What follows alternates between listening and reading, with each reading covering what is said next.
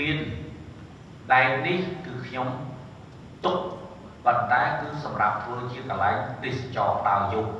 តបតែងលើស្ពាននឹងឲ្យបានល្អប្រសើរបំផុតផ្លូវនិងស្ពានវាងក្រុងកំពតនឹងចាប់ធ្វើនៅខែវិច្ឆិកាខណៈស្ពានឥន្ទនូត្រូវរក្សាទុកដើម្បីទាក់ទាញទេសចរអាយុធមអភិបាលខេត្តកំពតបានបញ្ជាក់ថារដ្ឋបាលខេត្តក្រុងនឹងបើកការដ្ឋានសាងសង់ផ្លូវនិងស្ពានវាងក្រុងកំពតនៅថ្ងៃទី11ខែវិច្ឆិកាខាងមុខការសាងសង់ត្រូវប្រើរយៈពេល12ខែបន្ទាប់ពីមានស្ពានវាងក្រុងស្ពានឥន្ទនូនឹងត្រូវបិទការធ្វើចរាចរណ៍តែត្រូវរៀបចំតុបតែងលម្អឲ្យស្អាតដើម្បីឲ្យទេសចរដើរកម្សាន្តនាពេលរាត្រីនិងអង្គុយគយគន់ទេសភាពនៅពេលថ្ងៃថ្លែងនៅក្នុងកិច្ចប្រជុំសាមញ្ញលើកទី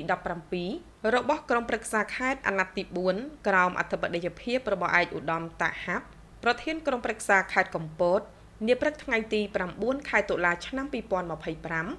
ឯកឧត្តមម៉ៅធនិនអភិបាលខេត្តកំពតបានបង្ហាញគម្រោងអភិវឌ្ឍដ៏ធំមួយរបស់ខេត្តគឺការសាងសង់ផ្លូវនិងស្ពានវាងក្រុងកំពតឯកឧត្តមបន្តថាគម្រោងនឹងជួយលើកកម្ពស់ហេដ្ឋារចនាសម្ព័ន្ធផ្លូវថ្នល់សម្រួលដល់ការធ្វើដំណើរកុំឲ្យកកស្ទះផងនិងដើម្បីជំរុញដល់វិស័យទេសចរផងឯកឧត្តមបានឲ្យដឹងដែរថាផ្លូវនិងស្ពានវាងក្រុងកំពតជាអំណោយដ៏ថ្លៃថ្លារបស់សម្ដេចតេជោនិងសម្ដេចធិបតីមានប្រវែងប្រហែល10គីឡូហើយស្ពានត្រូវធ្វើពីលើរំលងផ្លូវប្របមាត់ព្រែកតែម្ដងដើម្បីកុំឲ្យប៉ះពាល់ដល់ផ្លូវចាស់ដែលមានស្រាប់ភ្ជាប់ជាមួយស្ពានថ្មីនោះ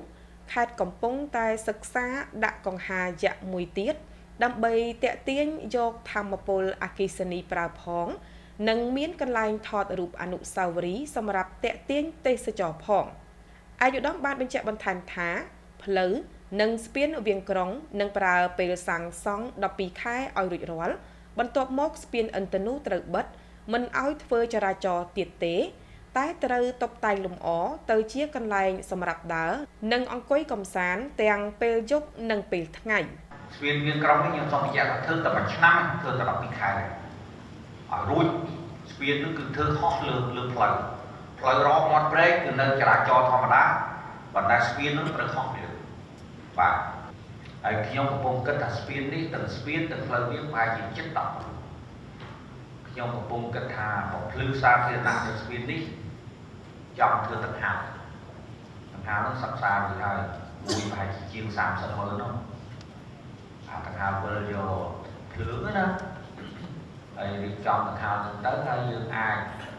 ធ្វើកន្លែងទាំងហាត់នឹងធ្វើជាកន្លែងសម្រាប់ថតរូបក៏បានដែរព្រោះវាអត់ទាន់មានទាំងហាត់នឹងហើយខេត្តយើងខេត្តទេសចរផងយើងអាចបង្កើត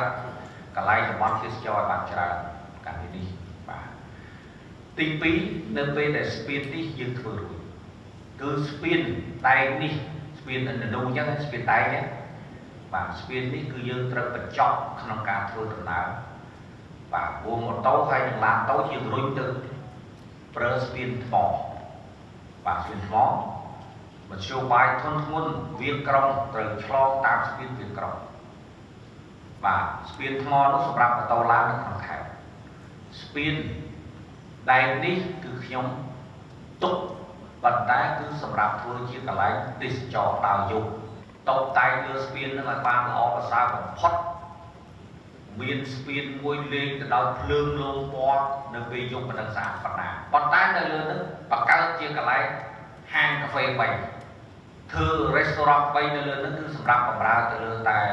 ទឹកទេកាហ្វេអីហូបនំមុខអីស្ដាប់ភ្លេងមើលទេសភាពអីបាន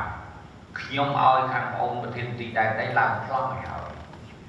រួចហើយដាក់ដេញថ្លៃទាំងអស់គ្នាទៅអ្នកណាដេញបានយកទៅឯកឧត្តមតាហាប្រធានក្រុមប្រឹក្សាខេត្តបានកោតសរសើរចំពោះគំនិតផ្ដួចផ្ដើមប្រកបដោយភាពច្នៃប្រឌិតខ្ពស់របស់ឯកឧត្តមអភិបាលខេត្តនៅក្នុងការអភិវឌ្ឍខេត្តឲ្យមានភាពទាក់ទាញទេសចរឯកឧត្តមសូមឯកភាពនិងស្នើដល់ថ្នាក់ដឹកនាំ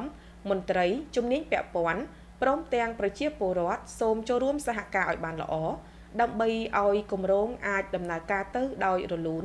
និងរួចរាល់ឆាប់រហ័សអាចប្រើប្រាស់ជាប្រយោជន៍សម្រាប់ខេត្តប្រជាជនទាំងអស់គ្នា